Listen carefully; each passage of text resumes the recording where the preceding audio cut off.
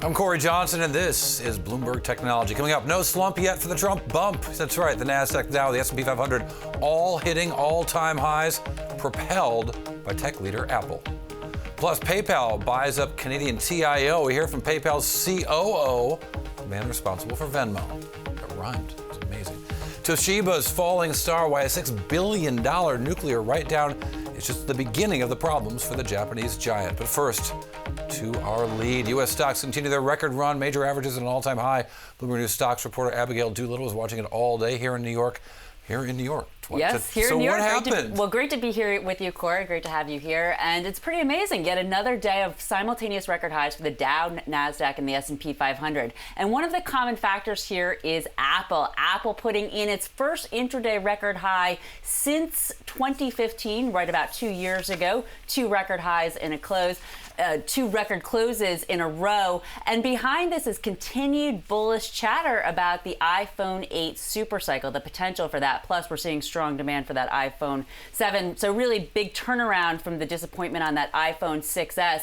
What stands out, though, Corey, you were just talking about the Trump bump. Now, out of the election, tech was really a losing sector. When we hop into the Bloomberg and we take a look at BTV 5421. This shows a lot of the technology shares out of the election. Wait, what am I looking at here? Yeah, there's a lot going on here. No, tell me. Well, the main point, if we really take our time with this, the main point is in orange, that is Apple, really hitting new highs this year, up about 18% on the year. And you'll see that the other stocks are trading closer to even on the year. That goes back to what date? This goes back to the election. Okay. So if you recall, tech initially was weak out of the election. Banks were strong. Banks have stayed strong, but Apple's really picked up the pace, as has the rest of tech. And tech is actually the top sector this year, even more so than financials. And much of this is Apple right there in orange. Well, you can certainly see those last few weeks. I've been through a few bubbles. The dot-com bubble looms large. And the big companies then were companies like WorldCom and Dell and Cisco. WorldCom, have not heard that one in a while. Well, Cisco, yes, you're right about that. And Cisco, actually, they report tomorrow after the close. They are trading, the stock is trading up 4 days in a row. Into that report, investors are looking for 56 cents in adjusted earnings on $11.5 billion. Now, they have beat 8 out of the last 8 times on adjusted earnings. And as you know, Corey, here the story is whether or not the company can transition from those legacy networking businesses toward new businesses, security and software. They've done a pretty good job of it so far. Tomorrow we'll see on this quarter. It looks like it's pretty low bar, not a lot of big expectations for Cisco. Probably meet those numbers and the stock will be okay. Well, they're the kings of guidance, but and managing towards that guidance. But it is amazing to see tech leading the way once again. Abigail Doolittle, thank you. Thank you. Much. Good to see you here in New York. All right, well, Bloomberg T has been live all day from this year's Goldman Sachs Technology and Internet Conference in San Francisco. It's where a number of the nation's top bankers from Goldman and investors from all stripes converge with Silicon Valley's tech titans. Carolyn Hyde is currently standing by with Goldman Sachs Managing Director Heath Terry, who covers Amazon and Netflix. Yeah, Corey, welcome from San Francisco. You over in New York today, and I'm joined by Heath Terry, as you were just mentioning, lead analyst on the internet sector. I want to get your take, first of all, with not only Goldman Sachs' own share price at a record high, but you've got Apple's once again. I want to get your sense on whether, as an internet guru and looker-on, are we in a bubble? Is this back to 1999? Sure. No, I think you look at where valuations are right now, and these are very, very different companies, right? Amazon's generating billions of dollars in operating cash flow. Many of the internet companies that are public right now are trading well below the valuations that you've seen historically for the internet sector as a whole. There are certainly some spots within largely the private internet space where you've got valuations that have some of those same characteristics that you've seen, but even that over the last year has really come off in a way that doesn't look anything like a bubble, certainly nothing like what we saw in '99.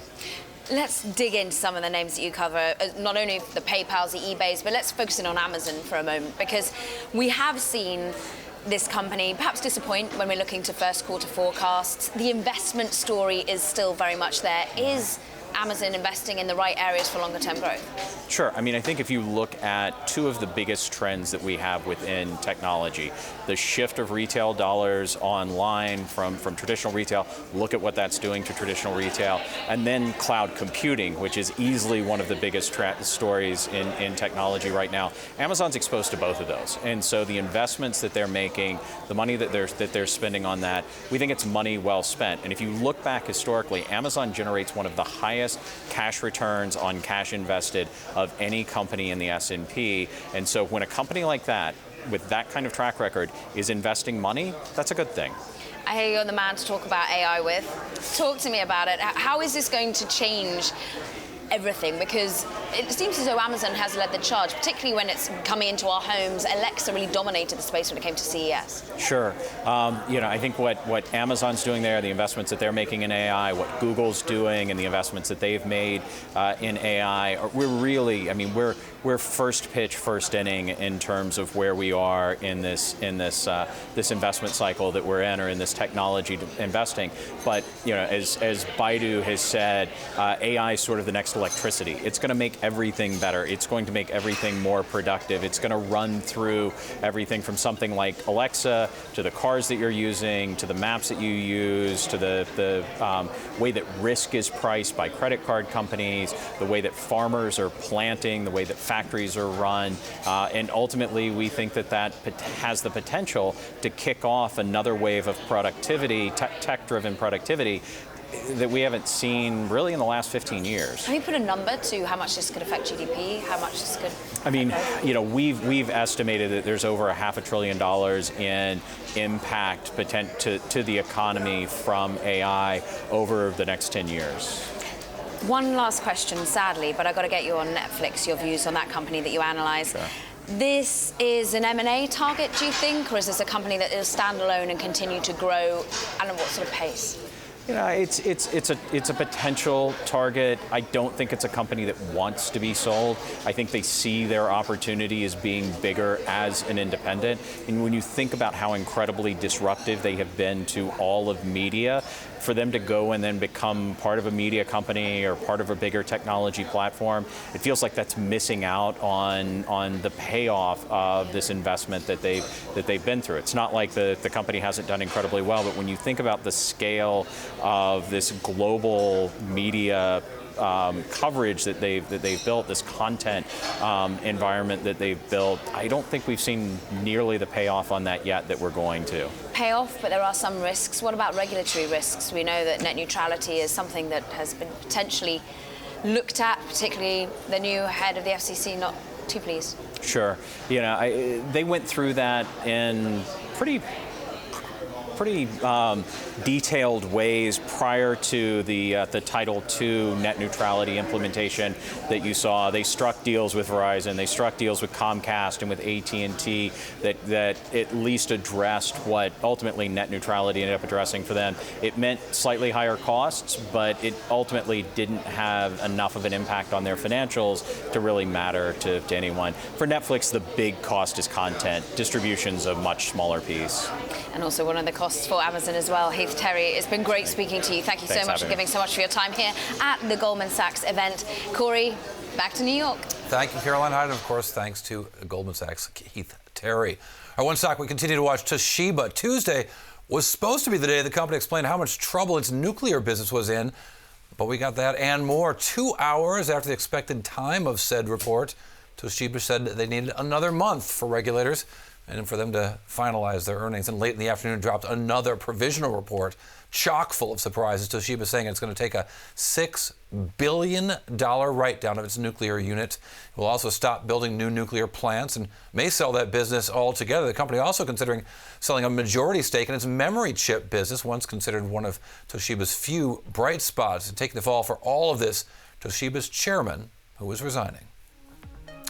Stick around, we're going to hear from the man who created the payment app beloved by millennials, Venmo. PayPal COO Bill Reddy joined us from the Goldman Sachs Technology and Internet Conference. This is Bloomberg.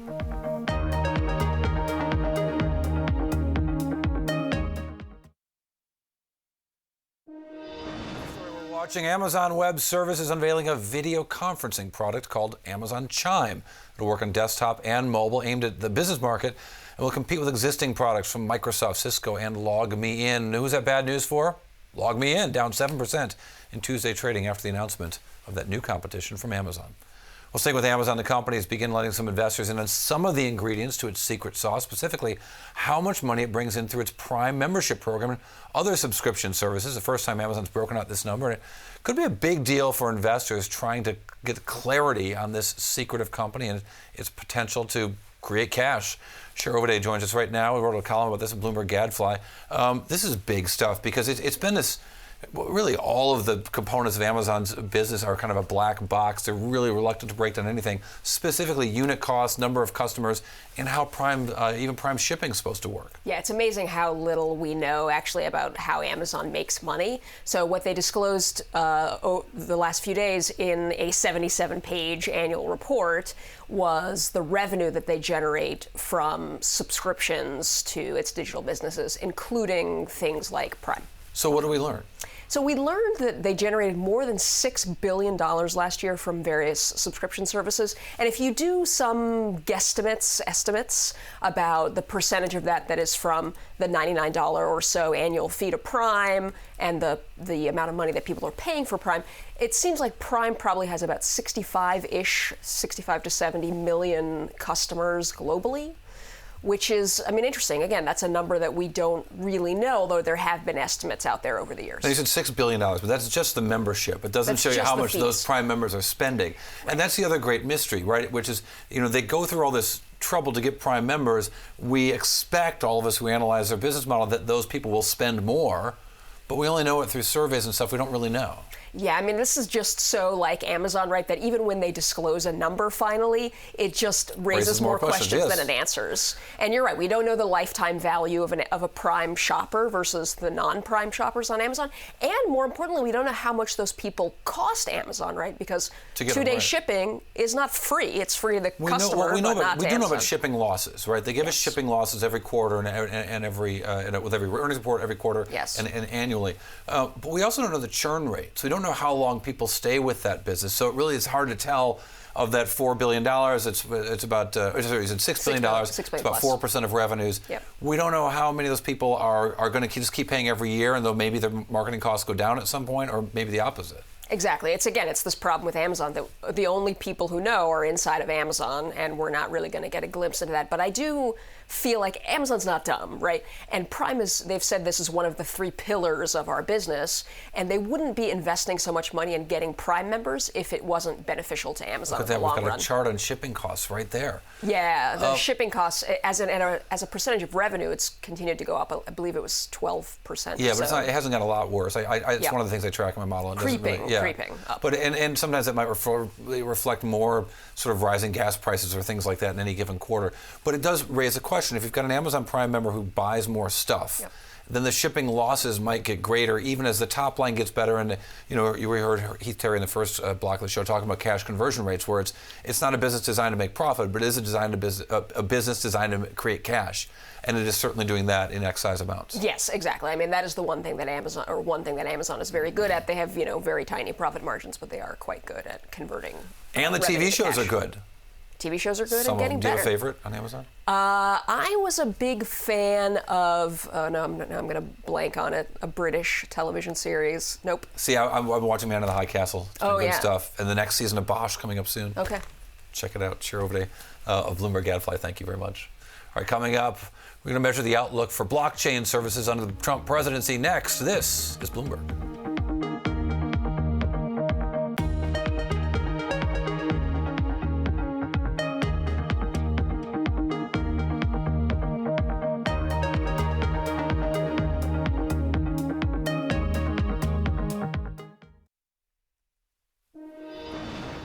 All right, now back to the Goldman Sachs Technology Conference in San Francisco. Blockchain, big at this year's conference. Among the most important players, Ripple. The San Francisco-based company uses blockchain to settle financial transactions between some of the world's biggest banks. Caroline Hyde is still there, standing with a guy named Brad Gerlinghouse, who's also a former AOL executive and author of the infamous Yahoo Peanut Butter Memo. Caroline? He is a man that you know well, Corey, and I'm just sat opposite him right now. Of course, Brad, we're just hearing about potentially the fact that all of this, when we're looking at blockchain, is potentially in hype mode. Are we overhyping blockchain? When does it become a part of everyday lexicon? When do all banks adopt it?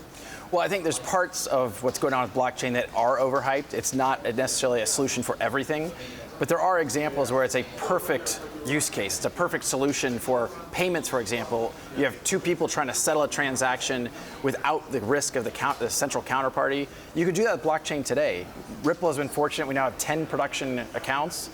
We announced the third largest bank in India last month, as well as the largest bank in the Middle East going into production. What about new clients? What about international expansion? What about being adopted en masse? Is that something that you foresee, or will you not be able to get into all banks because they'll see a conflict of interest here? Well, we work with about 90 banks worldwide today. We've announced 10 of those production contracts. It's certainly there's about 8,000 SWIFT-enabled banks and almost 20 to 30,000 banks around the world, so we've got a long way to go. But we also think that we're clearly solving a real problem around cross-border payments. It's amazing how much friction there is and how much time it takes to send a payment that's your own money. Don't I know it? I'm a Brit in the US. It's painful. Well, I make the joke, and even on your show, it's easier to send $10,000 by taking it with you on a plane than it is to send it through the banking system. We're solving that, and I think in the future, you're really going to see the banking sector compete with the Alibabas and the Amazons and the Googles, and they need to be able to compete on a level playing field with next generation technology like blockchain solutions. Interesting that you're talking about competing with some of the tech giants there. I want to understand how this competitive landscape works in your mind's eye, because you mentioned SWIFT-enabled banks there. Is SWIFT your key competitor? What about the likes of the startups that I'm seeing grow in the United Kingdom, in Germany? I mean, TransferWise comes to mind. That's the way I can send payments very swiftly. How does it all work for you? Well, so we view TransferWise as solving a great problem that the banks should be solving. And so really TransferWise is a potential partner or customer of ours. When we look at the payment stack, a lot of things are happening at the top level of the kind of application layer of that stack, but the infrastructure is all the same. Yeah. Even cool, innovative things like Apple Pay. It's really just a different way to swipe your card, and everything underneath that wave of the phone is the existing infrastructure. Our view is if we really want to unlock innovation throughout payments, we have to reset the rails, we have to reset the infrastructure, and that's what we're focused on. And is blockchain being adopted en masse by banks, do you think? What's stopping them? What's holding them back? Are there worries? You know, we've been really fortunate because I think we're solving a clear use case that is a pain point for their customers. We're getting a lot of adoption, a lot of activity. It takes time, of course. You know, banks have a lot of other IT projects that go on internally. But, you know, we've been fortunate that we're not seeing banks say, no, we're not interested in that. We see banks say, we're very interested in that. Let's talk about Q3 or Q4 as opposed to necessarily right now. What about Ripple? Remain independent? People eyeing you up? Have you had any offers? We've had a great run, and certainly as I think blockchain has become more hyped, frankly, we get more and more interest and attention. But right now we're focused on the customer. And if we can deliver on that, continue to deliver more customers and solve more of their problems for their customers, we'll be in a good place regardless of how we choose to see the future unfold. I mean, I know you don't deploy Bitcoin. That's one type of cryptocurrency that uses a blockchain. Bitcoin, is that overhyped? Is the price about to come smashing back down? You know, well, two thoughts on that. One is we're almost the opposite end of some of the Bitcoin community. Some of the Bitcoin community have said down with banks, down with governments, and down with fiat currency. We take a view that banks are going to be at the heart of this internet of value, where value can move the way information moves today. We think governments aren't going away, and with fiat currency, while there's a role for digital assets like Bitcoin or like a digital asset we use called XRP, we don't think that's the end-all be-all. And so we are solving a liquidity challenge for banks with XRP. The price of Bitcoin has been really volatile, and of course, when there's volatility, banks don't love that. Well, the only people that like that are speculators and traders. We think to solve that institutional use case that we're focused on, we want a nice, stable asset, and the asset we work with is called XRP. Let's move away a little bit into your history, into your past. We had Corey Johnson just talking about the Peanut Butter Manifesto, the legendary piece that came out, what, about a decade ago, all about your previous employer, Yahoo, the fact that potentially it spread itself too thinly. What was this company? 10 years on, changed? Yeah, it's amazing to me that it's been 10 years. I try not to imagine I've gotten that much older, but I think what I felt like 10 years ago, and I very much was a passionate Yahoo employee, loved my experience there. I felt like Yahoo increasingly was spreading itself thin, and that what were we trying to be the best in the world at? And whether you're Yahoo or frankly any other company, I think you have to understand what your true north is. What is the primary problem you're solving for your customers? And I think Yahoo is trying to be a lot of things. Were they a search company, a mail company, a media company, or an advertising company? And they were okay or maybe kind of good at a lot of those, but not great at any of them. And then Google comes in and steals search, and other companies come in and steal mail, and other companies come in and steal media. And I think Yahoo could have and probably should have been more focused and more concentrated about what they wanted to be great at for their customers. And now another company comes in and steals Yahoo, buying it, Verizon. Potentially, it's not even gone through. Do you think this deal will go through, and do you think they'll be able to get value from what Yahoo's consumer base is? I think it'll probably go through. I think obviously it's been a rough ride for the Yahoo team, and they've had some security breaches that have caused some turbulence there. But I think there is great synergy in putting Yahoo and AOL together. It's something that Tim Armstrong has been excited about for a long time. And I think that there's real value to be created there. And Tim did a great job with AOL, and now part of Verizon. But I think he can continue that by putting those two assets together. Two assets that you previously worked for. It's great to have you on. Thank you so much. A great conversation. None other than Brad Garlinghouse, of course, Ripple CEO. Corey, to you. Thank you very much, Caroline Hadd and Brad Garlinghouse, of course, as always. All right, coming up next, we're going to hear from the man who helps you settle your debts. The creator of the payment app Venmo, Bill Reddy, is next. And on Wednesday, David Weston will interview Federal Reserve Board member Daniel Tarullo, who announced earlier this month he's going to resign in the spring. You can catch that exclusive conversation on Bloomberg Daybreak Americas at 8 a.m. Eastern. This is Bloomberg. I'm Elisa Parenti, and you're watching Bloomberg Technology. Let's start with a check of your first word news. Iraq started deploying units to the western side of the Tigris River today in preparation for a renewed assault on Mosul. The eastern side of the city has already been retaken from the Islamic State. Iraqi special forces are already in place southwest of the city. Malaysian officials have confirmed now the death of Kim Jong-nam. He is the brother of North Korean dictator Kim Jong-un. He was killed at Kuala Lumpur International Airport early Monday while awaiting a flight from Macau. Kim Jong-nam had been reportedly critical of his brother. Prime Minister of Israel Benjamin Netanyahu meets with President Trump tomorrow. He landed in Washington last night ahead of the high-profile meeting. Netanyahu says he would handle ties with the U.S. in a prudent manner, but steered clear of specifics. Somalia's breakaway territory of Somaliland wants an exemption from President Trump's travel ban. Somalia was one of the 7 countries named, but Somaliland considers itself independent after breaking away from Somalia in 1991. London will hold a free outdoor screening of Best Foreign Language Film nominee The Salesman on February 26. That's the same day as the Oscars. That's after director Asghar Farhadi canceled plans to come to the U.S. in protest of President Trump's travel ban. Global news 24 hours a day, powered by more than 2,600 journalists and analysts in more than 120 countries. I'm Elisa Parenti. This is Bloomberg. It's just after 5:30 p.m. Tuesday here in New York, already 6:30 Wednesday morning in Hong Kong. I'm joined by Stephen Engel with a look at the markets. Stephen, good morning.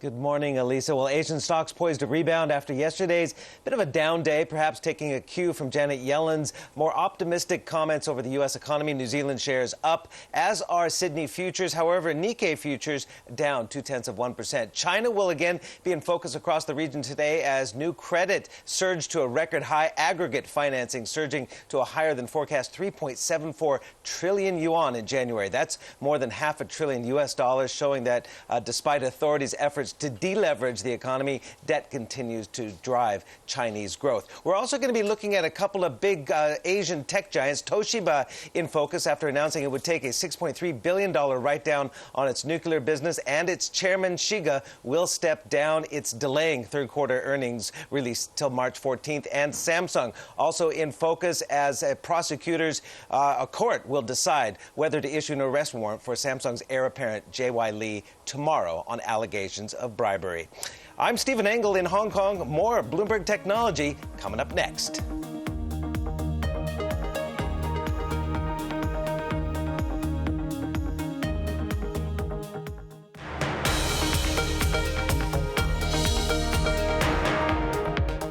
This is Bloomberg Technology. I'm Corey Johnson. Back now to the Goldman Sachs Technology and Internet Conference in San Francisco. PayPal announcing plans to acquire TIO Networks. TIO is a leading bill payment processor processing more than $7 billion in consumer bill payments in fiscal 2016. Caroline Hyde is with PayPal COO Bill Reddy, who helped turn Venmo into a millennial favorite, processing a stunning $17.6 billion in payments last year. Caroline?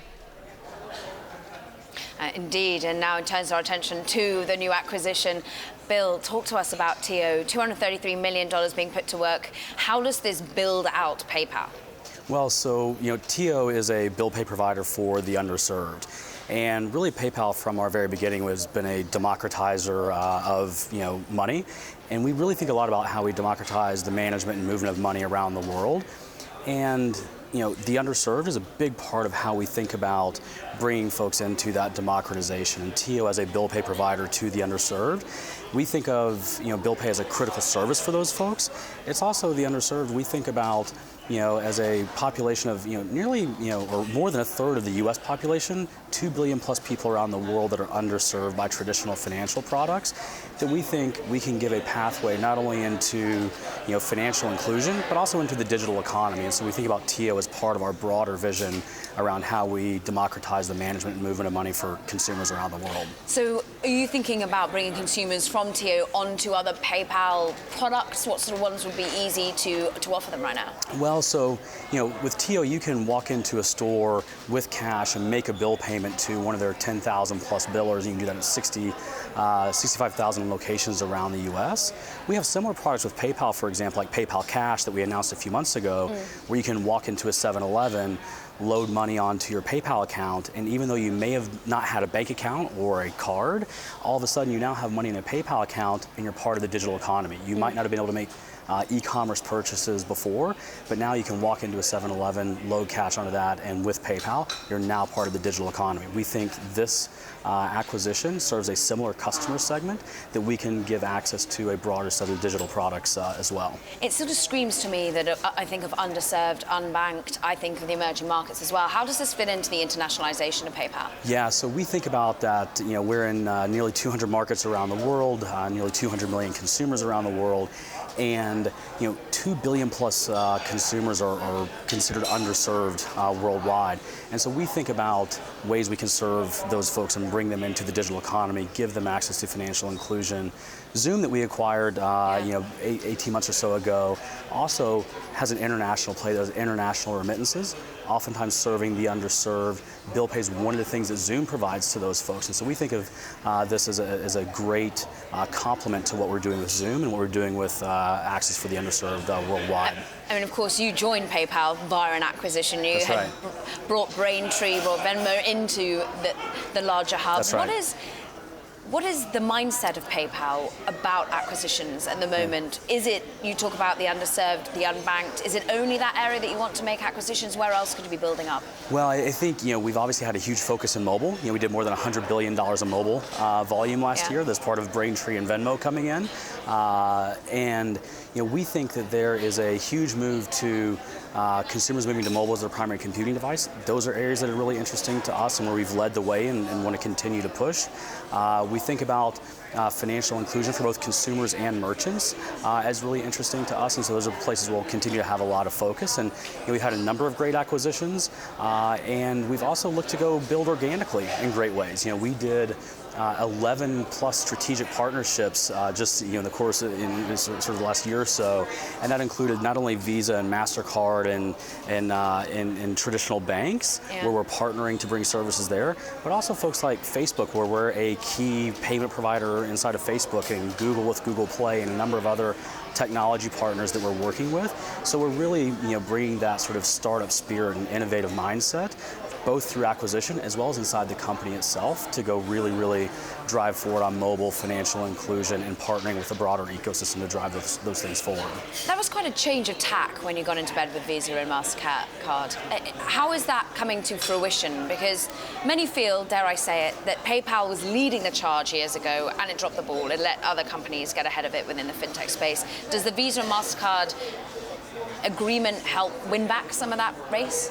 Well, I think, PayPal's always been one of, by every objective measure, one of the most successful fintech companies, over the last 20 years.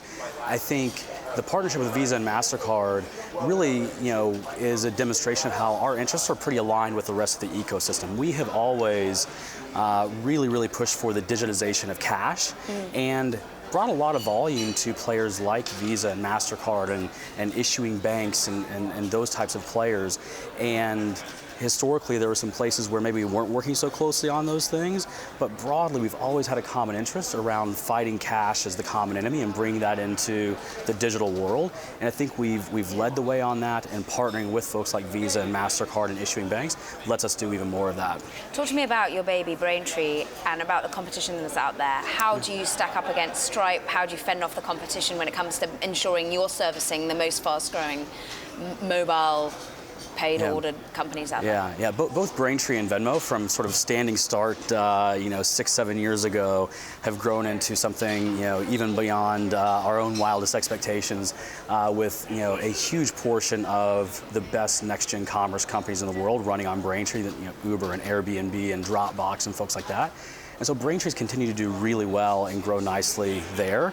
And then Venmo now, at a run rate of $20 billion plus annually, has exceeded, just about, every sort of financial payment app you could think of out there, and most commerce apps to go with that as well. So both have continued to grow wildly, and we have lots more in store for those as well. Just need to be able to put my UK bank account on a Venmo, and then it will help me so much more. It's been wonderful having your time. Thank you so much. Great to be here with you. Thank you. Already COO of PayPal. He brought up Dropbox there, who they service, and we're speaking to Dropbox in a moment, Corey. Yes, and I can't wait to start collecting from you on Venmo, too. PayPal's been ready. And, of course, Caroline Hyde, thank you very much. Speaking of PayPal, we're going to sit down with a PayPal Mafia member, Affirm's CEO, Max Levchin, on everything from Trump's travel ban to his current company. And coming up, we're also going to feature, bring your attention to an interactive TV function. If you type in Bloomberg Go or Bloomberg TV Go on the Bloomberg, you'll not only be able to watch us live, but see previous interviews, see our lineup, dig into the companies that we are, Bloomberg functions that we talk about, and you become part of the conversation by sending us instant messages during our shows. It's only for Bloomberg subscribers. Check it out, TV Go. This is Bloomberg.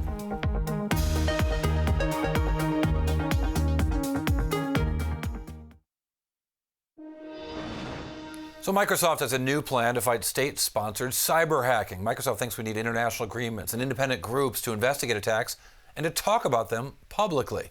Microsoft President Brad Smith wants to see individual technology companies provide more security for customers. Microsoft currently fighting the U.S. Justice Department over customer data in 2 separate cases. These are just some of the topics we'll ask former NSA Director General Keith Alexander on tomorrow's Bloomberg Technology.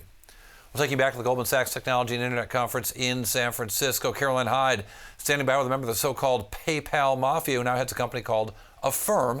That, of course, is Max Levchin. Caroline? Thank you, Corey. Yes, Max sat opposite me now, and I was just reading a piece where you were quoted saying, "You live in a land of giants. You are at the moment but a midget when you look at a firm compared to the likes of Goldman Sachs," and this is where we are, Goldman Sachs conference. How does a firm, which you have branded on your shirt, become more than a midget, be able to rival the giants? Well, by growing as quickly as we have been, the road is shaping up nicely. But we're not particularly focused on measuring ourselves up to any one particular giant. We're much more excited about creating value for our customers, our merchant partners, our partners in the financial industry. Yeah. But I think the big trend in fintech has been a wrong one, where companies, not us, but many companies walk out and say, everyone here is a bunch of idiots. We're just not going to be anything like you guys. And that's just wrong. American financial system is probably the single best one in the world. And being a member of the club is an essential part of our plan and anybody who wants to be around for the long term. So I don't think I need to jump into being a giant, but I want to grow my way into the club. Talk to us about that growth, because at the moment it's retail-specific consumer credit. What products will you be looking to next? I think we're very much focused on our consumer credit view of the world. We are excited about bringing out a bunch of really new, interesting flavors of our product fairly soon. But we have a couple of completely brand new things that we're working on, which I'm always loath to pre-announce. I'm afraid I have to keep them for the launch as secrets. But I think I think delivering value directly to the customer is something that we're very excited about. So at some point, we will create things that speak directly to our customers. You say the US is the single best economy in terms of its banking. What about the regulation then? We're looking at perhaps the regulatory environment becoming easier, quote unquote, for some of the banks if the Dodd-Frank Act isn't changed in some way. Is this a net positive or net negative? I think very much depends on the outcome of the changes. So much of the rhetoric around regulation stifling innovation is not untrue. In other words, I happen to agree that loosening some of the really tight grips that we have put on the industry right after the 2008 crisis, it's been a while. I think we can start being a little bit more open about, for example, rules around lending, but a fair amount of what was put into Dodd-Frank is as true as it was then today. And so just throwing it all out wholesale is also a mistake. So I think it's a little bit more nuanced than regulation, good regulation, bad. Regulation is important, it's necessary. Market does not always correct itself quickly enough, despite being a free market capitalist. I happen to believe in the need for regulation. So it's important to engage with the regulators as they reshape the rules right now. Is it important to engage with the new administration as well? I think so. I think it is important to engage with a democracy if you believe in a democracy. I think sticking your head in the sand and saying, I just don't like what happens in Washington anymore, is foolish. I think as business leaders, as citizens, we have a responsibility to be part of the conversation, not run away from it. And I think you can be the loyal opposition. You can state, I disagree with this, I'm profoundly opposed to this, be it a social or economic matter, but staying quiet or running away is not an option. As you see the land lie at the moment, do you feel that the relationship between the White House and Silicon Valley is becoming better and more open, with your ex-colleagues like Elon Musk and Peter Thiel sat by at times Donald Trump? Or do you feel that with the backlash of the travel ban, walls are going back up? The honest answer is that I think today's day 24, if I'm counting correctly. The scale on which we measure these outcomes, I think, has to be enumerated at least in quarters, if not years. So it's a little too early to tell. I think this presidency has certainly been not shy about executing on its plans and creating controversy. So people react to that, but they will be judged by long-term impact of their rules, and that will only play itself out in time. And we hope you're not shy about executing on your plans when it comes to a firm. Never. Do come and see us when you have things to announce and the new launches. Thank you very much, Max Levchin, as ever, the CEO of a firm, and many other things that go on in his work-life balance. But Corey, to you in New York. All right, Caroline Hyde, thank you very much, Max. Thank you as well. Walt Disney's Maker Studio is reorganizing its online unit after Disney cutting ties with YouTube star PewDiePie due to some anti-Semitic content in his YouTube videos. And Disney says the reorg is unrelated to the decision to drop PewDiePie's channel, one of the most subscribed to on YouTube, brought in millions of dollars of advertising and partnership deals for the Swedish celebrity.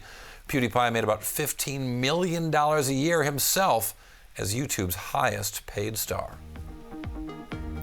On Wednesday, Bloomberg's David West will interview Federal Reserve Board member Daniel Tarullo, the go-to man on enforcing banking regulations, but who is leaving the Fed. You can catch that exclusive conversation on Bloomberg Daybreak Americas at 8 a.m. Wall Street time. Coming up, shares of FireEye rose after its biggest shareholder had positive things to say about, you guessed it, FireEye. We're here from the company's CEO, Kevin Mandia, next. This is Bloomberg.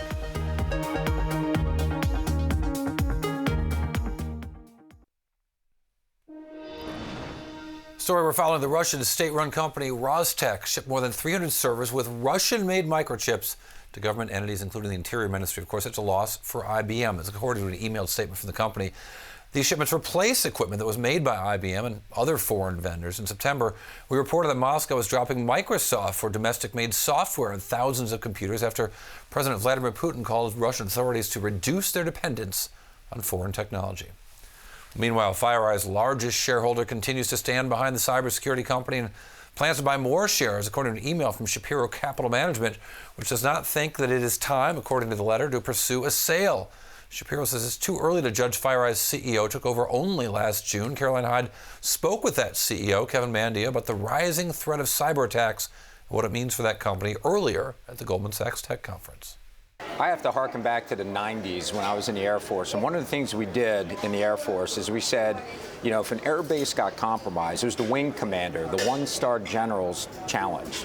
So they escalated the responsibility of, if there's a security breach, you're the one accountable. What happens when you make the head of an agency accountable for cybersecurity is it gets taken seriously. And I think that's going to be part of the executive orders to say, hey, listen, folks at the top, cybersecurity, if there's a problem, if there's something that goes wrong, it's you that's held accountable to. That'll make a difference. What about the spending on cybersecurity? It seems to have lagged the threat that has been on the rise. Well, I don't know. I think that when it comes to cybersecurity, there's a lot of deterrence in cyberspace, but there's also a lot of deterrence outside of cyberspace. So when you look at the spending to deter cyber attacks, it's a pretty broad swath of things that might be applicable to that. When we're looking at where these attacks, these threats are originating from, it's interesting, just today the news, Michael Flynn resigning from the National Security as a National Security Advisor. It looks as though perhaps the desire to become closer to Putin will therefore become slightly less within the White House. Is that a good thing or a bad thing from your point of view? Well, I'm not really sure. As a cyber guy, all I can tell you is I observe what Russia does in cyberspace. They do cyber operations like most modern nations do, and I don't think that's going to change. Whether you have a Republican in the House, a Democrat in the House, there will always be cyber operations by modern nations. It's the oldest or second oldest profession is espionage. So. But are they growing in veracity, in pace? You know, I saw it grow a little bit. I should say this. I saw it change. I first started responding to breaches out of Russia in 1995 when I was in the military. So I've seen this for several decades. Something that changed in 2014 is for the first time in my career, as we responded to breaches that we attribute to the Russian government, is they didn't go away, meaning they knew we were responding to a breach. We thought it was the Russian government, and they let us observe what they were doing. Their kind of forensics changed. The fact that they didn't go away, I think their targeting got a little broader, and I think that's part of the reason why their kind of forensics went down, is they're operating at a scale and scope that's a little broader or a little wider than they're used to. And then recently they also started hacking and potentially leaking documents. So we see the rules of engagement change over time, and I think that'll just continue. I'm going to bring it back to the administration because Thomas Bossert, assistant in terms of handling counterterrorism, is he the right man? He certainly has experience within cybersecurity. Well, I've only spoken to Tom one time so far, but I can tell you this. I know the people he knows. We had a great conversation, and he's talking to the right people. So there's plenty of folks that have been in cybersecurity for 15, 20, 25 years that get to see on the front lines what the adversaries are doing, and Tom's got all these people and all this capability at his fingertips. How does a company like FireEye capitalize on the sudden surge of whether it's just media perception of more attacks or indeed the real nature of more and more ferocious attacks? Well, one of the things that we've always wanted to do and we think is strategically important is respond to every breach that matters. That's how you learn what are the threat actors doing. And then you also get to see firsthand how is our technology being evaded? How are we being circumvented?